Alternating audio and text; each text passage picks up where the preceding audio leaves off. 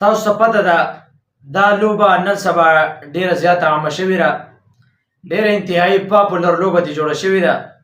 هر یو کس او غټې که ماشومې ټولو څه دقه شی ورسوي او ټکا پکې په لار باندې رواني یا محله کې رواني یا په ګاډي کې ناسي، ټوله دقه ټکا جوړوي.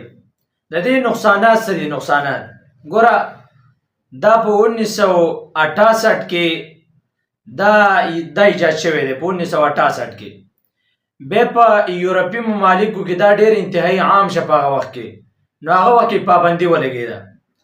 اوس بیا هغه لوبه دوباره شروع شو او خلک هغه شیان ډېر انتهایی تیز روان دي. دا هر څه به تاسو وینئ.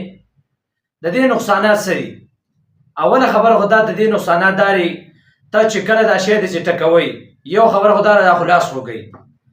دویم نقصان یې دا دی که دا بالفرض و تقدیر دا خلاص شو د کم تار نه، نو دا ډایرکټ سترګې لځي، سترګه ولي، نو سترګې ته هم په دې باندې نقصان راسي.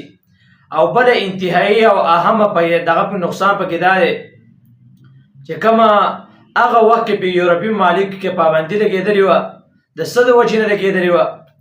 نو په دې کې به تاسو وینئ په دې کم غونډاری دی، کومه ګول دا شی دی سرکل، په دې کې دا جری جری دی، دا ځای پکې کټ شوی دا کټ شوی دی.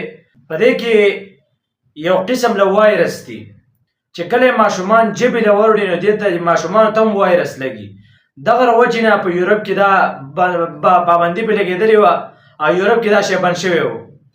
اوس هم په دې کې دغه دوایي ده، دې کې هغه دوایي ده کومه دوایي چې په ترمامیټر کې به تاسو وینئ.